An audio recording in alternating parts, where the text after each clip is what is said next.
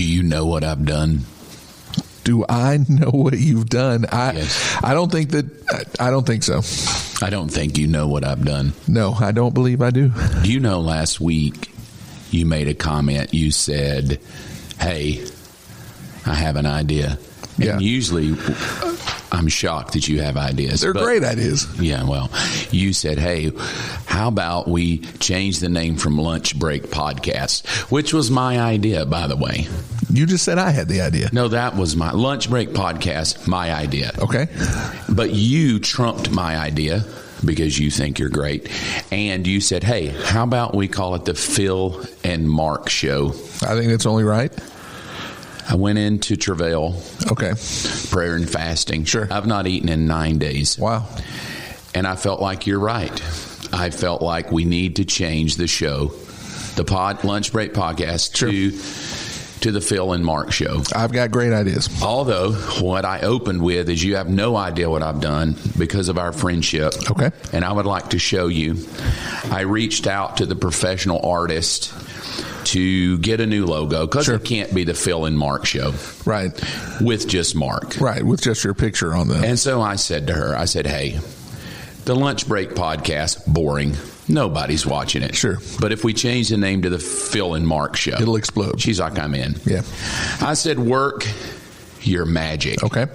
She worked her magic, and you don't know what it looks like, correct? I do not. I haven't seen it. I didn't sleep last night. You have not seen the new Lunch Break, new now Phil and Mark Show, the brand spanking new logo. Sure. So Mark's standing there with a coffee shirt's gone. Sure. I'm about to unveil here for the first time. You've never seen it. Is this true? I've never seen it. All right. Here is the new, and if you're listening, go look at the new artwork. This is my love for you. Okay. Because why? I care about your soul. I'm nervous a little bit. So there it is right there. You like it?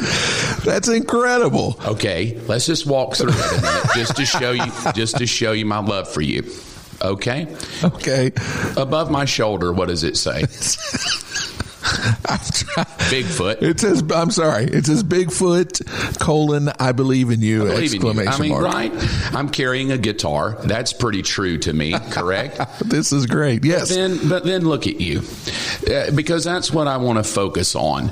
Okay. I want you to just look at yourself and how wonderful of a job. You're carrying a knapsack. What do they call them? A rucksack for you Marines. Sure. But notice the little T on the rucksack for Tennessee. I noticed that. That's because I love you. Okay. Because I was like, no, you're not putting that crap on this picture. But because I love you, I let them put a little pansy T logo on your rucksack. Pansy. But you're carrying bombs, rockets. You're carrying some Viking stuff, some swords, some axes, and there's a gun in there too.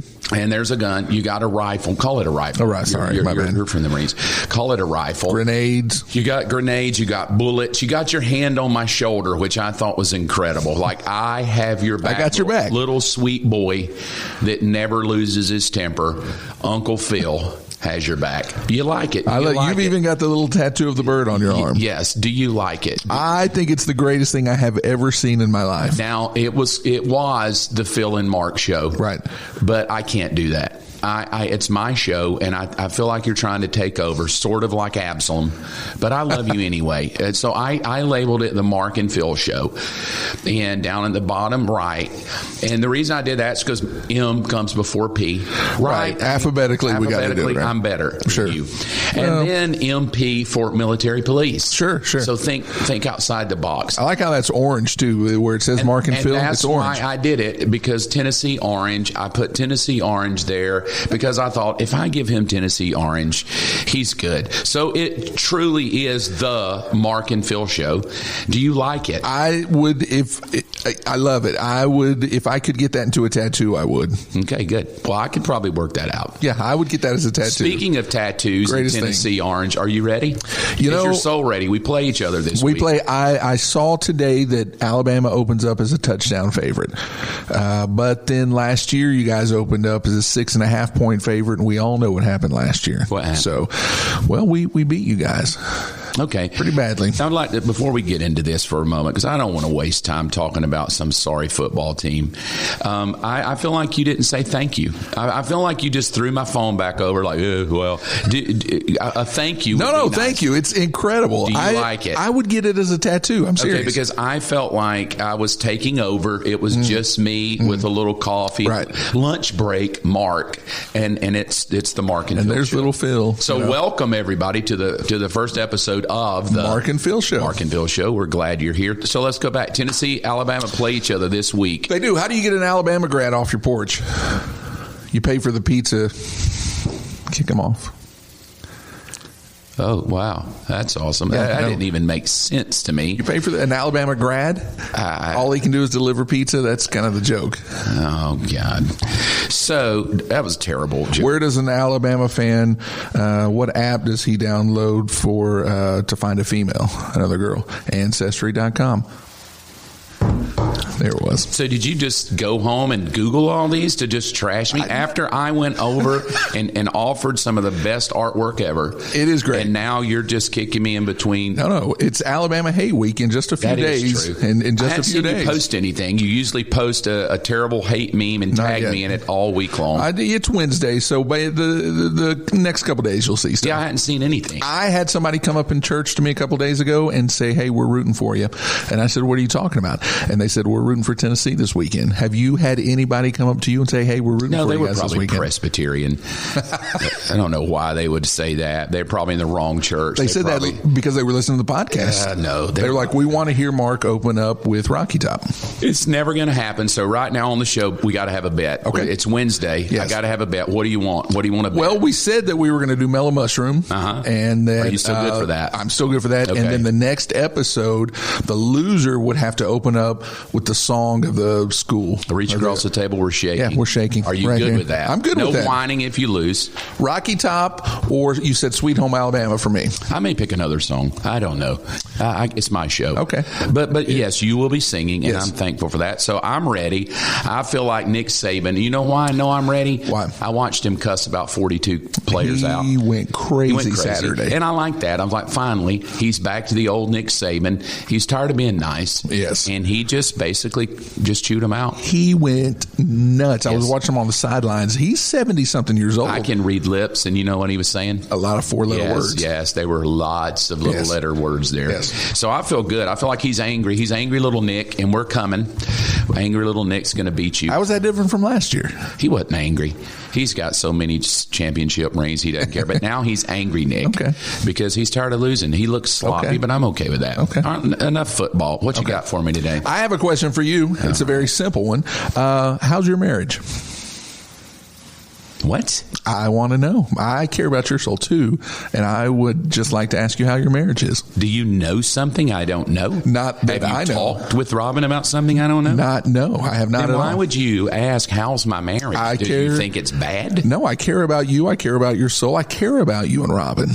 How is my marriage? She's talked to you, hasn't she? She has not. She has said something to you that's got you thinking, how's my marriage? What did she say? I promise you, this is just I'm caring for you a few days before the Alabama-Tennessee game. I'm calling her. I think she has reached out and she has said something, because I see it in your little eyeballs.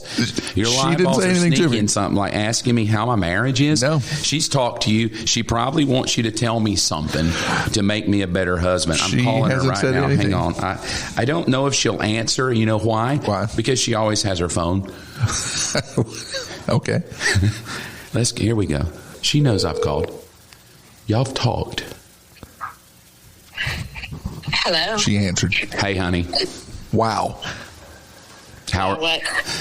I'm on the podcast, and Phil just asked me a pretty poignant question. He just opened up with, how's your marriage?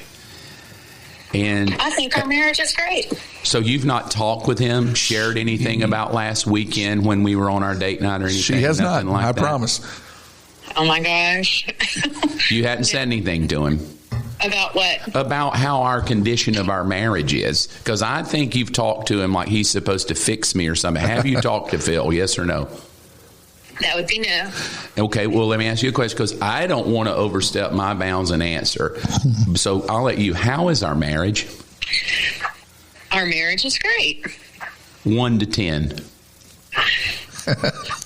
1 to 10. That's such a okay. That's such an exact. Yes. Gosh, I would say an 8. Wow. A strong, solid 8. I mean, I would say a 10, but that's very. Wow. I don't know. Presumptuous, maybe. There's always tweaks, Presumptuous. I feel like And tweaks. Yeah. Yeah. Presumption and tweaks. I mean, do you know when I asked Phil about our friendship, do you know what he picked between 1 and 10? A 12. That's right. You picked an 8 and you live with me? I'm terrible. That's because there's. I'm a horrible man. You're not terrible. I wish I would have never called you. Not terrible. Okay, well, I love you. Are you leaving now? I am, because I know you've talked to him to fix me, because you want that little 2 to go up to a 10, 8 to 10, and I'll be okay. I'll be all right. It's okay. I'm all right. This is such a short conversation, but that's fine. I mean, I would give us a 10, but then that makes people think that I think that we're perfect, and we're a 10 is perfect. Right. So Right. perfect is not. We're really great at. We're like we're a very strong 8. Okay. Well, thanks. Is that not a good number? No, that's perfect. I love an 8. It's new. According to the Bible, it's new beginnings. That's right. If it was a grade, it would definitely be a B plus, maybe an A. So it wouldn't be like an plus. 8. So maybe I shouldn't have said 8, like 8.5. Like I've been married to you 33 years and a B plus, a literal freaking B plus on 33 years of marriage. Who says we're just perfect? Nobody says that. But I could get an A minus. If people a B plus. If someone told you they had the perfect, that would be me. marriage, you would run. I would never run. I would say, "How did you achieve that, oh mighty man?" No, you'd say, "There's no way. It's 100." But you've been married to me 33 years. I've gone to college. I've gone to grad school twice. Did I even get B pluses? Never. All A's. But no, it comes to marriage, B plus. I should have never called. I don't even feel like doing the show now. I feel like just quitting. I love you. Enjoy what you're going to do with that. Yeah. Okay. Wow. Goodbye. Wow. And a B. A B plus. And I pastor a church. You can't pastor a church with a B plus. I am. What am I going to do Sunday? I am shocked. I'm Mark. I'm a B plus. I'm shocked. Nobody wants to follow. I'm glad I asked the question. I wish you hadn't, because now I'm a little miffed. I'm a little bit like, what did I do? I know what I did. What? I know why she picked that. Why? We went on a date last week, a getaway. Sure. You ever been on a getaway? Yeah, of course. All right, I went on a getaway. Her idea. She goes, "Honey," remember what I told you about that? Something's coming. Yeah, something's coming. Honey, I said, "Yes, hon." Thinking I'm probably a 10. Right. Thinking we're an A plus. I thought that too. I'm assuming. She said, "Hey, I booked us somewhere, Serenby." You ever been there? I have not, no. Stepford Wives. Right. It's some high-end community thing. I don't fit there. Bougie, right? I'm a redneck. I guess. I can't even spell bougie, but it's a high-end place with multi-million-dollar homes, and everybody eats organic grass. Yeah. She wants to go there. Right. I'm good with that. Sure. I don't mind. Why? Because in my mind, we're a 10. I just want her happy. I thought so, too. I'm not thinking B plus. Right. I'm thinking we're probably summa cum laude. We go, and so we have a great time. She picks the number 1 bedroom there. We do a little farmhouse. We go on a nice little date. Everything is perfect. Sounds great. Sounds great. We're looking at donkeys. We're hiking. We're riding through trails together on a golf cart. It's a 10. If you would have seen us out that night, you would have looked at us not knowing, and you would have said, they're a 10. They've got a perfect marriage. They have a perfect. I would have said that. You would have said that. If you would have looked at us giggling across the table, I'm thinking that. I should have never called her. I know why she picked B plus. If you're listening, I'm going to tell you why she gave me a B plus. Why? Because the last night we're sitting at a table at the farmhouse, and at the farmhouse it's hard to be redneck, because it's the moment you look at the menu you realize rednecks don't eat. Yeah, right. You can't even spell the words. It's high-end food. Right. And so I'm looking at the high-end food, and I'm thinking, well, it's date night, right? She's invited me. Sure. So I'm going to go all in. I don't want her to think I'm a cheap date. And here's where it starts going downhill. Okay. This is why I'm a B plus. Okay. She said, "Hey," we've been married 33 years. She said, "Hey." I said, "This is going to be fun." She never starts that way. She said, "Let's role play." Okay. Right? Okay. You with me? I am. I say, explain that, honey, because I'm starting to think, hey, I might get lucky later. That's what I thought. Nope. She said, let's pretend, because we've been together 33 years, let's pretend like this is our first date and we're on our first date together. Oh, wow. So I'm like, well, that'll be kind of fun. We've been married 33 years. We know everything. So I pick a good name, Chuck. Okay. Right? My name's Chuck. What was her name? I don't know. We'll probably just say something like Carla. Chuck and Carla. She never told me. Okay. Because it went south real quick. Okay. So she said, let's just pretend like this is a first date since this generation's kind of crazy wild and we'll act like we don't even know each other. Right. I said, okay, fun, ready, and action. Now, here's why I'm going to go from a 10 to an 8 and probably why she said B+. And I know she called you. Did she? She did not. I promise. She did not call me. I swear she did. All right. So she said, well, hello. And I said, well, thank you for going out with me tonight. I really appreciate that. She said, well, you're so welcome. Right. I said, well, I picked the farmhouse because it's got really great food. And I said, but before we start, because it was an expensive menu. Right.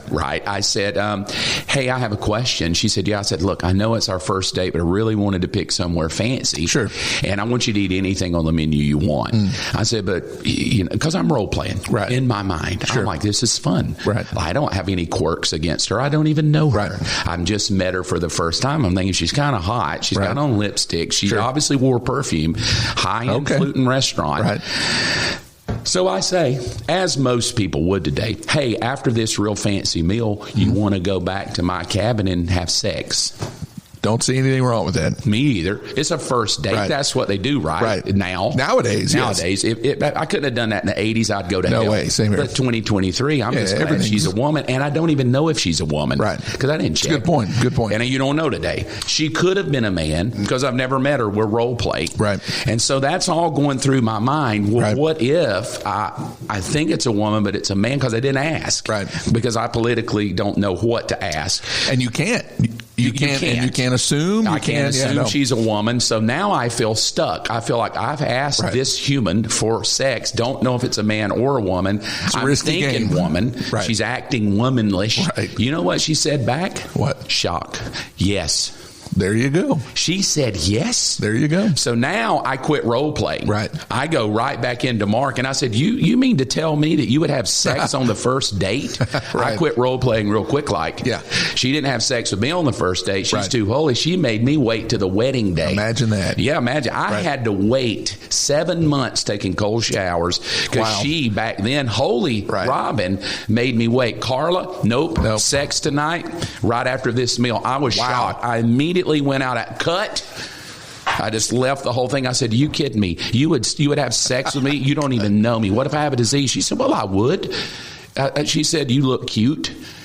And I said, you mean to tell me you're going to have sex with me because I bought a nice meal? Here's where it goes south. Okay. She says, well, what do you think I am, a prostitute? And then I should shut up. Right. I didn't. Of course. You know why? Why? Because I'm Mark. Right. I got to keep going. Sure. So I dig it. I go, well, I mean, I'm not calling you a prostitute. If you're going to have sex because you got a good pork chop, what would that make you? Right. And then she looks across the table like, you just called me a hooker? And then I should have just quit. Yeah. I should have just walked off. Because she's still Carla. Right. I'm not Carla. No, you're back to Mark. I'm back to Mark. Right. I'm a preacher. And you're a prostitute willing to have sex with me for the first time. Wow.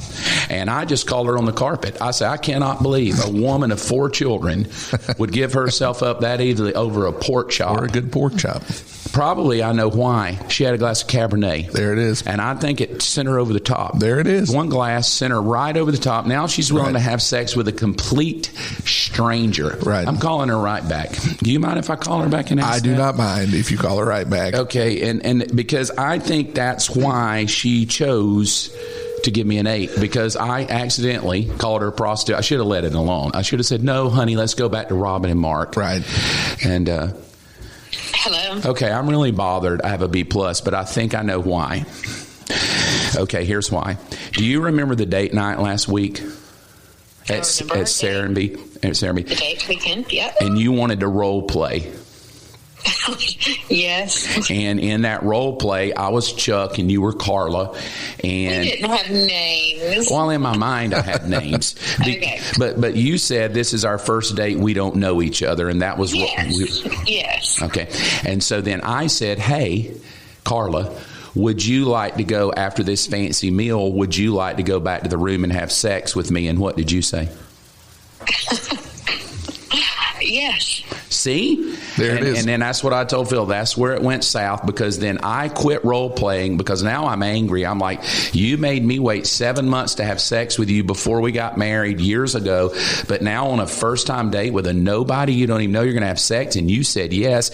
And then I said, well, that sounds kind of like a prostitute. And I think that's where it went because you took that wrong. And I didn't mean it wrong. I want to apologize. But you had a glass of wine. You said. But I also said the reason you probably would have had sex with me is you had a glass of Cabernet, and you. I said yes because you're my husband. Not in that moment. We were role playing. We had never met. I know. We had never met. Flirty play. It was flirty play. That's what it was. Okay. Well, so then me acting like you were a prostitute who would sleep with me for an expensive pork chop and a glass of Cabernet. Okay. First of all, just because people may have sex before they get married does not make them a prostitute. Okay, so. But with somebody they don't know, a stranger. I could have been a woman. You didn't ask. Oh my! You did not ask me if I was a woman. You assumed my gender, right? And yet you're going to go sleep with somebody you're just assuming gender? Amazing. Amazing. Is this going to be your podcast? Is this your podcast material? No, I quit the podcast. Once I found out you gave it a B+, I cut it off. I quit, never doing it again. Your vocal tonations lead me to believe otherwise. Great word. Vocal tonations. I like that. I got to go now. I love you. Love you. Do you love me? I do. Okay, good. Hey, Carla, I'll see you tonight. Bye. Vocal tonations. I like that. That's it. I know that's wow. it. I should have shut up. Not Mark. Mark keeps yakking. Wow. I keep digging. Yeah. And I don't quit. I just keep going for it. And I keep saying, well, my goodness, what you gonna order that? That's expensive. and because I'm thinking sex, and then she's thinking prostitute. Whole night went bad. You know what happened? What's that? We went back to the room. You know what happened? You fell asleep. Yeah. That's what you do after 33 years. She ate too much meat. I'll talk about that later. Remind me next week to talk about what happens when she eats meat. It's not good. She's asleep. She's snoring. I'm snoring. Then I wake up about 30 minutes later. I start thinking about Carla. Right. I start, where's Carla? It didn't work. No. She's asleep.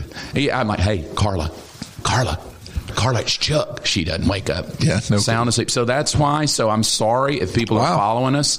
I hate to open up with the Mark and Phil show and realize I'm not all that. Yeah, sure. I'm not all that. If you think I'm all that, I'm not. Obviously, I'm a B. I bet if I call her next week, I'll probably be a B-. I'll do something else wrong. Why? Because I need your help. Because I dig a little bit. Right, sure. I should just shut up and just, Carla, you're beautiful. Thanks for having sex. Enjoy the moment. Nope. Yeah. Not old Mark. Not old ADHD Mark. That's got to just pick at her. And so, I don't know, though. I'm going to try a glass of Cabernet again and just see. Yeah, you got a couple points to make up between now and whenever. I don't know. I'm sorry.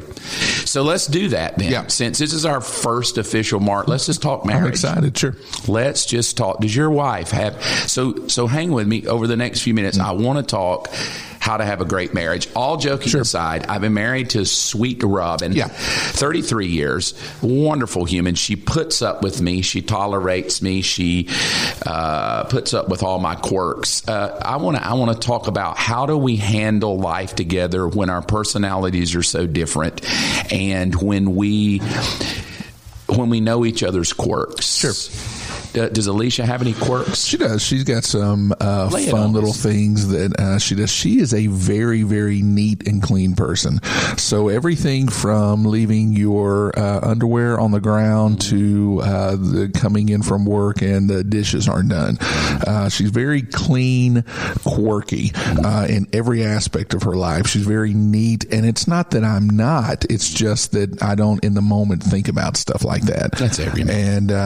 And And so she, she's just very much, I would almost say OCD clean. She likes everything clean. So her quirk is OCD-ish. Yes, very much so when it comes to cleanliness. Will she leave a dish in the sink or wash it immediately? No, she washes everything immediately, yeah. Would you mind if I send Robin Yes. to Alicia. Okay, sure. For training. Yeah, sure. Right? And she could role play. No, sure. It could be Carla. I'm sending Carla. Sure. And not our house. We just throw all the dishes there and then we pray and hope someone will clean them. Yes. And it's usually one of the dogs. You'll hear the dog in there, and he's licking all the dirty plates. Sure. So do you have quirks? Man, I have a ton of quirks. I am very in the moment and very spontaneous and very, let's just go and get it done. And Alicia is not like that at all. She enjoys it because that's not really her personality, but she enjoys that in me because I'm a little bit more freer and I'm a lot more fun. And so it kind of brings out her wild side. And so it does actually work together. But I'm very much like I would do things when we lived in South Georgia. The girls would come in home from school on a weekend. Alicia's a teacher. And I would have a sign when they would come in the door, pack your bags in 15 minutes. We're leaving somewhere to go somewhere in 15 minutes and not tell them where we're going. They would have to scramble. And that just blows Alicia's mind. She mentally can handle that. Oh, no. But she's learned to. She's learned to. All right. So how do you two, how long have you been married? 15 years next year. Oh, you're just a puppy. Yeah, we're babies. How did you handle each other's distinctly different personalities? How have you learned to grow together? I think it was different for us because when we got married, I didn't get married till I was 33. I got married later in life. And so I was I was very independent and I was very, I had my way of doing things, and she did too. She was 27, I think, when we got married. And so it was different for us in that we were both a little older and independent and kind of set in our ways. And so that first, we're dating, and the first, year, it was great. You know how that honeymoon phase, she can do nothing wrong and I can do nothing wrong. But then when the honeymoon phase ended, it became really real. She said that I would do things like, after being married for 6 months, I would literally just get in the car and go somewhere without telling her. And she would pick up the phone and be like, "Hey, where are you going? What are you doing?" And I would say, "Well, I'm going to get something to eat, or I'm going out to hang out with some friends," and just not tell her stuff like that. And so you're still alive, obviously. I am. I'm still alive and still married on top of that to her. What would you say? Because I want you to go home and ask her.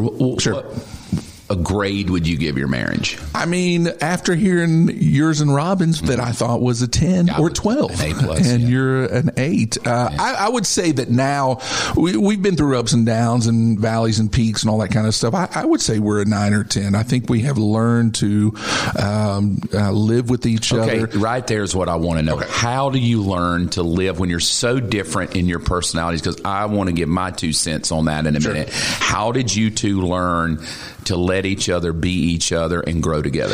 I think one of the biggest things for me, and I'm still this way with her, is that I am always, no matter what, the first that's going to apologize in anything. If it's one of my quirks, if it's one of her quirks that's frustrating me, especially at the beginning of our marriage, I learned to be the first one to say, "I'm sorry." I'm going to be the first one to say, that was me. I'm sorry. Let's move past it. And early on in our marriage, we had decided things like we're together for life. We're never going to say things, even in joking around, really about divorce or splitting up or anything like that. And so for me, it was just kind of I would humble myself. Really, I know that sounds very Pentecostal, but I'm always going to be the first one to say I'm sorry. I'm always going to be the first one to look in the mirror and say, "Yeah, maybe I am the jerk. Maybe I am the one that needs to be a little bit more tidy and pick up my underwear off the floor," type thing. And so that was a big thing for us, and or especially for me in our marriage, is being the first one to be like, "Yeah, I screwed that one up. Sorry." But then dating was important too. We when we first started having kids, it was important for us to get away, just the two of us. And so we would take weekends and we would have somebody keep the kids. And then when we moved from South Georgia, and South Georgia was really, really a blessing because my mom moved to help out with the kids. Mm-hmm. So whereas there was a time period there where we weren't able to get alone, just the two of us, man, mom moving in loves the babies and would keep them on the weekends and would allow us to spend time alone together. So one way when things would go awry is one thing you would do is you would always make the first move. Yeah, of course. As a husband, you would initiate, all right, I got to keep this right. I got to keep this healthy. I want you to take a moment, tune in with me real quickly. Give me your mind, all jesting aside. I want to share with you how you can have an incredible marriage and how you can, even though we joke about a B+, how you can enjoy each other's company for the whole life. And so give me a few minutes. I want you, if you have a moment, to open your Bible if you want to follow along. If not, it's going to come from Genesis chapter 3. The one thing about Robin and I that is funny is we are two polar opposite people. We're not Mickey and Minnie. She's Minnie. You know who I am? Who? King Louie off of Jungle Right, Book. sure. Big old hairy belly. Yeah, sure. And so it's not like we're Minnie and Mickey. Right. No, we're not Daisy and Daffy, Donald. No, we're polar opposites. She is an analytical perfectionist. Right. And I am a just get it done. I'm ready to roll. Let's go. Kind of like you. Let's just go.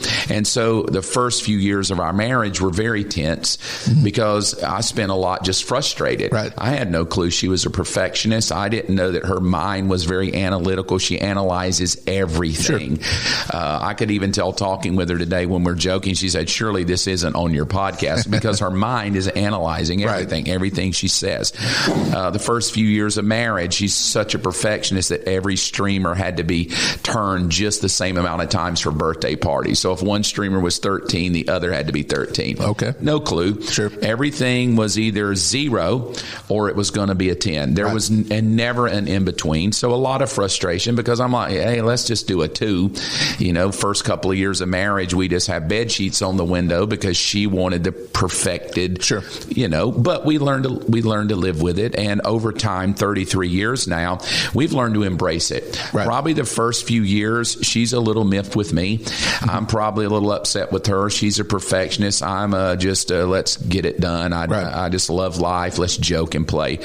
And we did the same thing you did. We decided to never use the word divorce, but that poses a problem. The problem it poses is that because you'll never say divorce, you end up making a lot of assumptions that we're not broken when maybe we are, or we're not really not appreciative of each other like we should be. Right. And so two personalities totally different, but we've learned through the years how to genuinely, not faking it, how to genuinely appreciate who the other one is. And I've learned if you want to have a healthy marriage long term, you have to come to a place to genuinely appreciate who the other person is rather than try to change them. Robin is probably never going to get me to be like her, and I'm glad, and she like me, and I'm glad.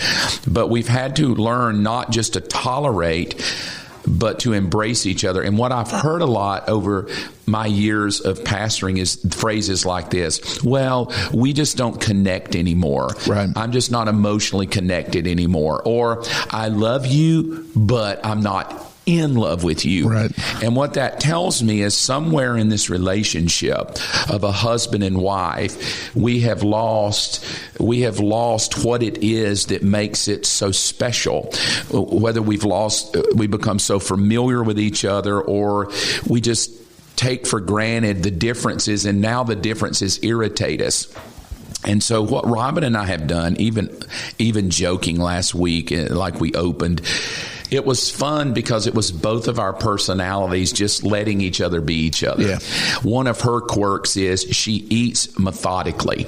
Every bite is thought about. Every bite is what will lead to the next bite. I'm not. I'm an Alabama, Georgia redneck. I lump it all on the plate, mix it all up, and eat all at the same time. Right. No, the beans cannot touch the rice, cannot touch the carrots, cannot touch the chicken. Sure. And she methodically works through it. You can watch her eat. She's very methodical in eating. So I always laugh when we go on a date because she's analyzing the bites and I'm just having fun. Like, this is great. Want some more ketchup? Right. And so last week she got a piece of cheesecake. Now, here's what I mean by embracing each other. She says one of my quirks is I'm just a messy eater. Not that I get food all over the place, but that I let my food touch. That's what she considers messy eater. My food touches.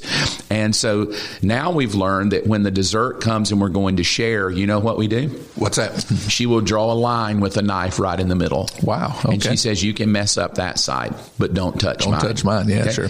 Now I've learned don't even touch it till she's done eating, because she'll methodically go through it, bite after bite after bite, and then slides it over to me. Right. And as soon as she slides it to me, it's like, have at it, Mr. Man. And then I just move the whipped cream around. I scoot everything around and I eat happily. Right. Well, we've learned to adapt. We've learned, and that's what I want to give you. Can I give you 5 minutes? Yeah, go Genesis for it. chapter 3. I want to teach you how to appreciate the love of your life, how to embrace each other's differences, how to grow to a place that you can be strong and appreciate each other rather than manipulate and be negative toward each other. Genesis chapter 3. This is what I feel like I've learned in 33 years of marriage. We go to the story of Adam and Eve sinning. When they sin, they do exactly what God tells them not to do. And do you know what happened exactly when they ate the fruit? The story goes this way. I'll pick up in verse 6. This is what it says. The woman was convinced. She saw that the tree was beautiful and its fruit looked delicious, and she wanted the wisdom it would give her. So she took the fruit and ate it, and gave some to her husband who was with her, and he ate it too. Verse 7 is point 1. And the moment their eyes were open, they suddenly felt shame at their nakedness. You know what they did? They worked together to cover it. That in the beginning of a marriage, I've often found that we overlook each other's faults because we're so in love. That's good. Even if you tell a brand new couple getting married in premarital counseling, hey, they don't believe it. Right. They're like, we're never going to argue. Yeah, right. We love each other so much. Look how handsome Phil is. Right, sure. And you're like, Alicia's gorgeous. Right. Even if I told you, Alicia, he's just going to leave you and never even say anything, go eat with the boys, she wouldn't believe it. You're too nice. So here's what I find. Verse 7, it's the first years of marriage. It's where you overlook your faults and you work together just to love each other. Because it says they sewed fig leaves together to cover themselves. In other words, I don't know how they learned to sew, but they came up with a plan that we don't have to just sit around and pick on each other. We're in so much love, we're going to ignore it. Well, guess what? Time goes on, and you know what happens when time goes on. Verse 9, God finds them hiding in the garden and calls out and says, where are you? And at this moment, what we realize is what I call the second phase of marriage. It's where you start realizing things may not be like you thought they were. You start realizing, who in God's name did I just marry? You start having thoughts, did I do the right thing? Did I pick the right spouse? That's what I said a minute ago. Well, I love you, but I'm not in love with you. Right. And I'm like, that's just so stupid. But coming to a place, God says, where are you? And then the man replied, verse 10, I heard you walking in the garden and I hid. I was afraid. I was naked. Who told you were naked? The Lord asked him. Have you eaten from the tree whose fruit I commanded you not to eat? Verse 12 is the second phase of how to have a great marriage and what begins to happen. The man replied, it was the woman you gave me who gave me the fruit and I ate it. The second thing you're going to have to work through in a marriage is there'll always be a time where you're going to nitpick the other person's faults. The first phase of marriage is I overlook them, I work together, and I act like there are no faults. We make fig leaves. But the longer I go in life, I realize, like he said to Adam, where are you? There comes this moment of individuality in every marriage. And that individuality of every marriage starts looking around going, it's somebody else's fault that I am where I am. The reason my marriage is bad, it must be my wife. The reason my marriage is bad, it must be him.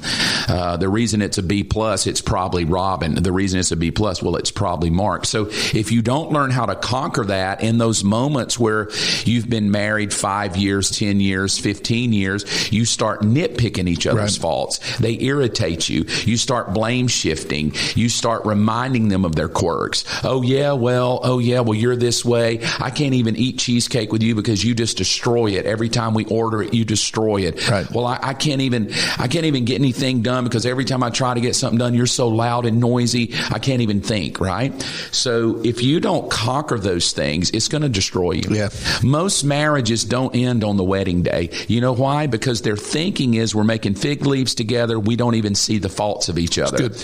But over time, the fig leaves rot and the fig leaves are gone, and you realize, oh my God, all those thoughts I had, I'm living with a real human that has quirks. Right. I'm living with somebody that has some serious personality here going on. Well, let's go on into it and find out, how do you end well? If you don't ever progress past that, whether you go to therapy or counseling or however, if you do not get past these quirks irritate me and these negative things about my spouse cause me to just have anxiety, you're going to be a sitting duck for divorce and an affair. Because what happens is when you see other people, you only see the fig leaves. Right. You don't see their, right? You right. don't see all their faults at the first. Sure. You're thinking the best thoughts, which is how affairs get, because you're thinking negative about your spouse, but you're thinking positive about the other person wearing fig leaves. It goes on. God has a conversation with Adam. God has a conversation with Eve. God has a conversation with the serpent, Satan. And listen to verse 20, because this is how I think we have an incredible marriage long term. Verse 20, after it's all said and done and the dust is settled, he didn't leave Eve. He didn't say, you know what? Now we could joke and say, well, there was no other woman for him to leave. There was no other man. That's a debatable topic we may Sure. talk about later. But listen to verse 20. And the man, Adam, named his wife Eve, because she would be the mother of all who live. And then God made clothing from animals' skins for Adam and his wife Eve. So the greatest place you can come to as a couple is not to nitpick your differences. It's not to overlook them and act like they don't exist. It's to come to a place that you appreciate it so much that you only speak life. Because this woman in verse 20 that Adam said, this is the mother of all living. She was not. She's the mother of everything dead. Everything out of her womb is going to produce death. Cain comes out, Abel comes out, death. Genesis chapter 5, it is the obituary of death, right? Sure. And so Adam's like, no, I'm not going to focus on what she is, but I'm going to focus on who God made her to be. Right. I think every marriage has to come through these phases of the early years, just overlooking everything because of love. Then the middle years, not getting so sidetracked that you become each other's problem. And finally coming to a place to where you've been together and you appreciate the differences and you only speak life and you learn to live working together toward the purposes of God, so that now Robin and I are polar opposites, and yet we're in love. We love hanging out. We love going on dates. I love irritating and picking at her with my personality, and she loves her personality, because we've come to the place where I realize she's God's daughter, and every quirk and all of her personality was gifted by God. Right. Maybe shaped by the world, but she's God's daughter, and I have to learn to embrace that.